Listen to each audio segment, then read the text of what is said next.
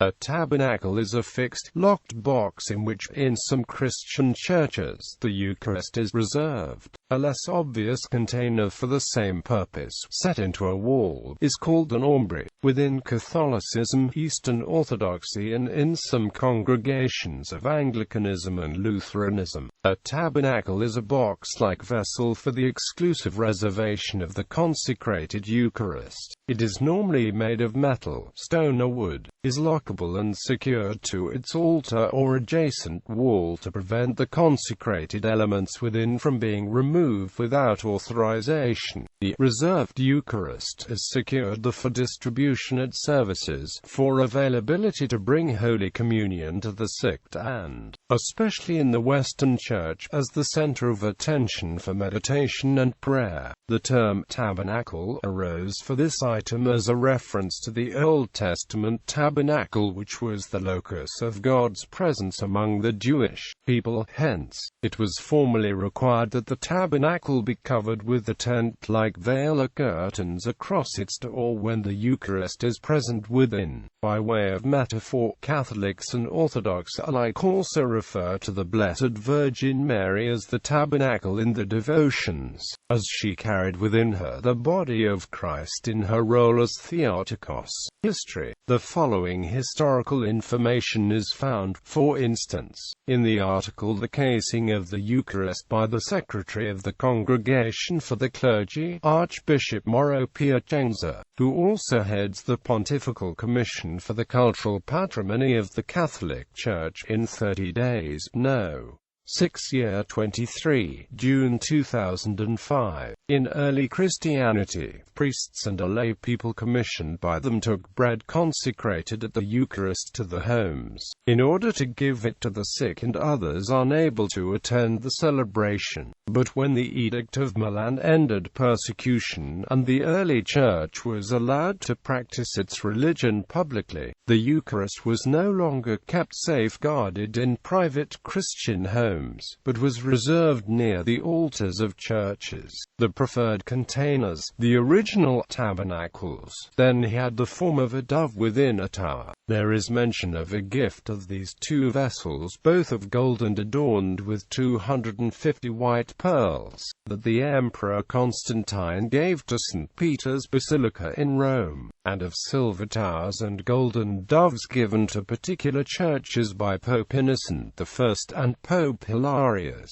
The vessels were kept in a place called the Sacrarium or Pastiforium, away from the central body of the church, or were suspended by fine chains, for the middle of the canopy above the altar of the church. Gian Lorenzo Bernini's 29-meter-high Baroque baldacchino over the main altar in today's St. Peter's Basilica is at present the best-known such structure. Later, simpler vessels replaced to some extent the dove and the tower. By the 13th century, the Eucharist was most often kept in a highly embellished cabinet inserted into the wall to the right, the left of the altar. The altar lamp indicated the presence of Christ. This was a means of following the decree of the 1215 Fourth Lateran Council requiring that the reserved sacrament be kept in a locked receptacle. In the late 14th century, special stone constructions for the Eucharistic bread began to be built, especially in Northern Europe.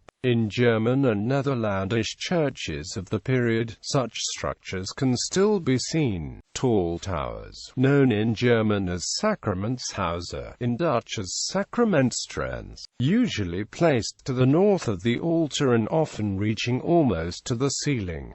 They were in use until the mid-19th century, as the presence of the sanctuary lamp in the picture to the right shows. Some have been returned to the traditional use.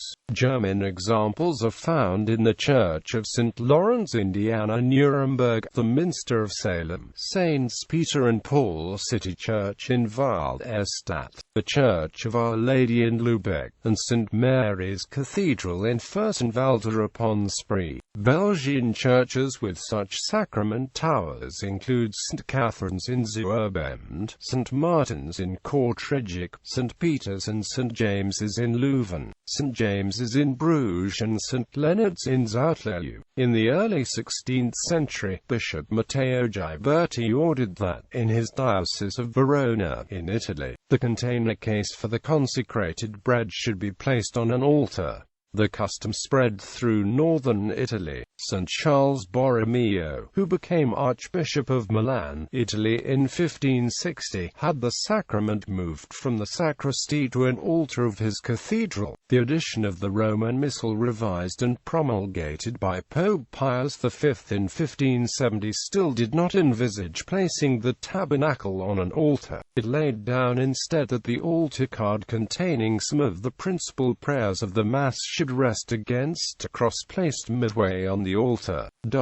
However, in 1614, Pope Paul V imposed on the churches of his Diocese of Rome the rule of putting the tabernacle on some altar. Reaction to Protestantism's denial of the reality and permanence of the real presence of Christ in the Eucharist then led to the spread of the placing of the tabernacle even on the high altar, so as to make it more evidently visible. Whether on the main altar of the church or in a special chapel, the tabernacle became more and more large and ornate, to the extent of dominating the altar.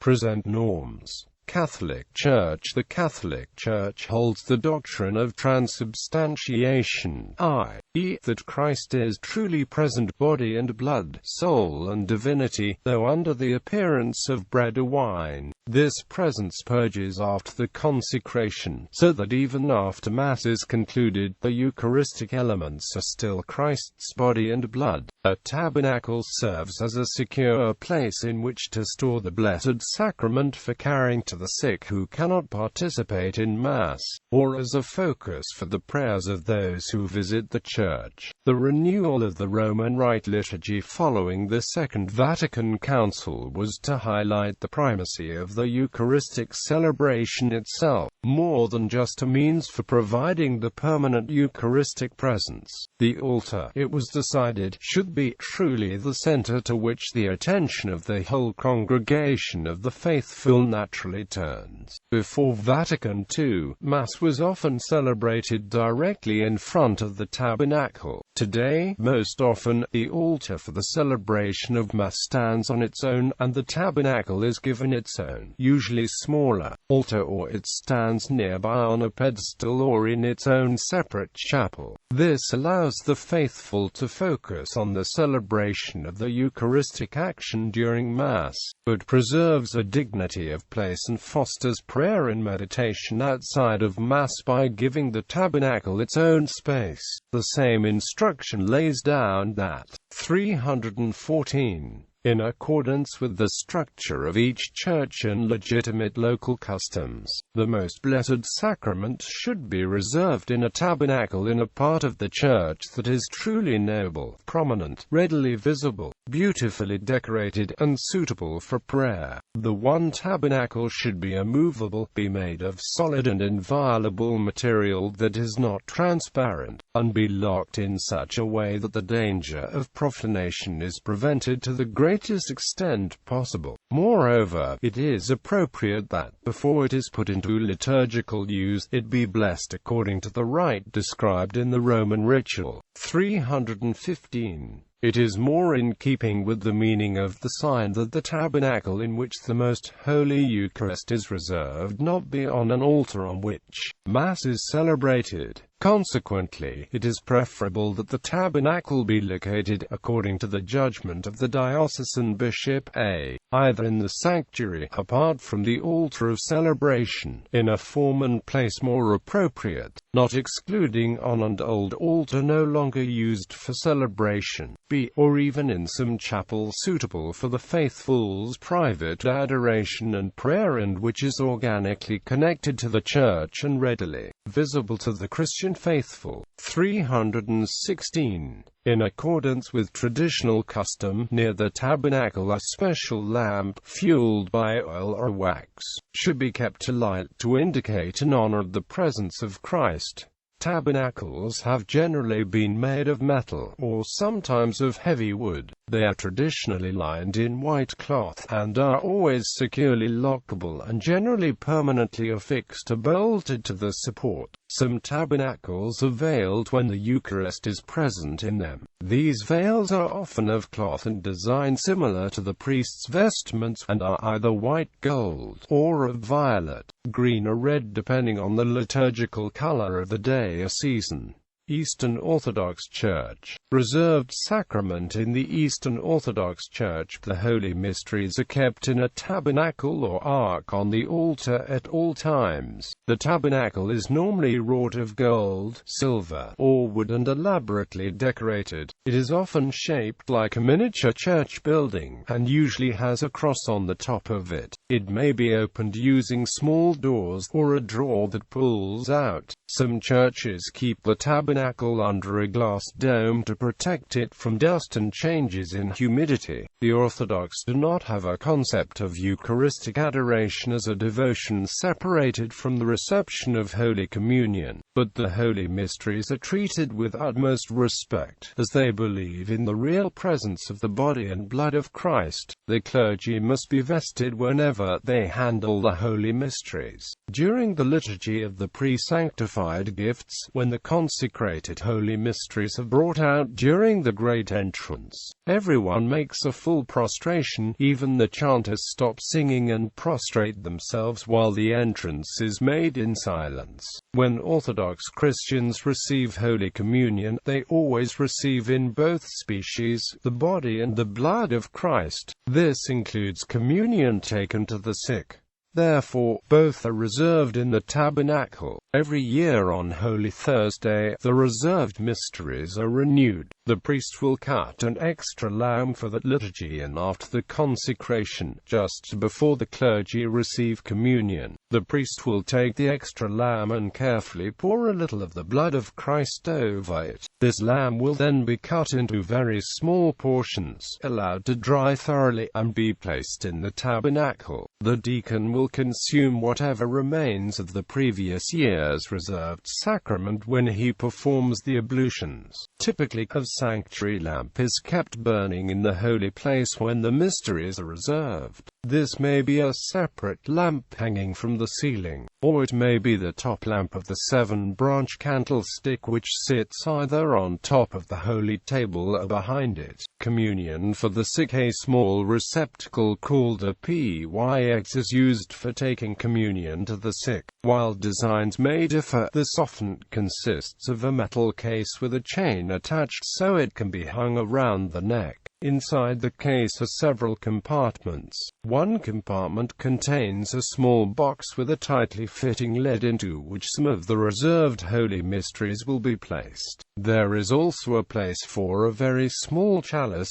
just enough to hold a small amount of wine and a particle of the reserved mysteries. There will be a small bottle to hold ordinary wine which is used to soften the particle before it is consumed. A small pair of tweezers with which the priest removes a particle of the mysteries from the box to place it in the chalice without touching it. And finally a small communion spoon with which to administer Holy Communion. This sick-call kit is normally kept on the holy table, or sometimes on the table of oblation. Rather than using a kit like the one described above, a priest may use a small chalice with a tight-fitting lid. He pours a little wine into the chalice, places a particle of the reserved mysteries in the wine, and attaches the lid. He will take the chalice and a communion spoon to administer Holy Communion to the sick. Pre-sanctified gifts. A smaller tabernacle, sometimes referred to as a pyx, is used during Great Lent. This tends to be a rectangular, gold-plated box, often with a cross on top with a hinged lid. On Sundays during Great Lent, the priest will consecrate extra lambs for use during the pre-sanctified liturgy. These lambs will be kept in the pyx on the holy table, or sometimes on the prothesis. Anglican and Methodist churches. Many Anglican parishes use tabernacles, either fixed on the altar, placed behind or above it, or off to one side. As in Catholic churches, the presence of the reserved sacrament is indicated by a presence lamp, an oil or wax-based flame in a clear glass vessel placed close to the tabernacle. Normally, only Ciboria and Blessed Sacrament are placed in the tabernacle, although it is not uncommon for the wine or consecrated oils to be placed there as well. When the tabernacle is vacant, it is common practice to leave it open so that the faithful will not inadvertently perform an act of devotion. Tabernacles are customarily lined with, if not constructed from, cedar wood, whose aromatic qualities discourage insect life. E.J. Bicknell, in a theological introduction to the 39 Articles, writes that, according to the first prayer book of Edward VI, the sick might be communicated with the reserved sacrament on the same day as a celebration in church. Article 28 of the Lord's Supper in Anglicanism's 39 Articles and Article 18 of the Lord's Supper in Methodism's Articles of Religion state that the sacrament of the Lord's Supper was not by Christ's ordinance reserved, carried about, lifted up, or worshipped. The Rev. Jonathan A. Mitchikin, founder of the Conciliar Anglican, writes that this article does not explicitly ban these practices but does add a note of caution about them by pointing to the fact that none of them are biblical. As such, the reserved sacrament was used by Anglican priests who held these views to administer communion to persons unable to attend church through illness. However, in 1885 the Upper House of Convocation ruled against this practice, declaring, "The practice of reservation is contrary to the wise and carefully revised order of the Church of England." Among those Anglicans who identify as Anglo-Catholics, the Protestant Reformation is often considered one episode in church history which no longer defines the faith as Anglicans. After the Oxford movement, reservation became commonplace in large parts of the Anglican Communion, and some parishes also performed services of solemn benediction and/or other forms of Eucharistic adoration. The Anglo-Catholic Manual of Rites and Ceremonies Ritual Notes describe tabernacles as generally made of wood. If the material be metal, there should be an inner lining of poplar or cedar wood, and in any case a lining also of white silk or cloth of gold or silver. The tabernacle should be securely fixed to the altar, a grading, but away from the wall so that the conobium can completely surround it. The veil may be white or varying in liturgical color. There may be a second tabernacle but not more in the same church, but if so, only one should be used at any time. A lamp should remain lit nearby when the tabernacle is in use.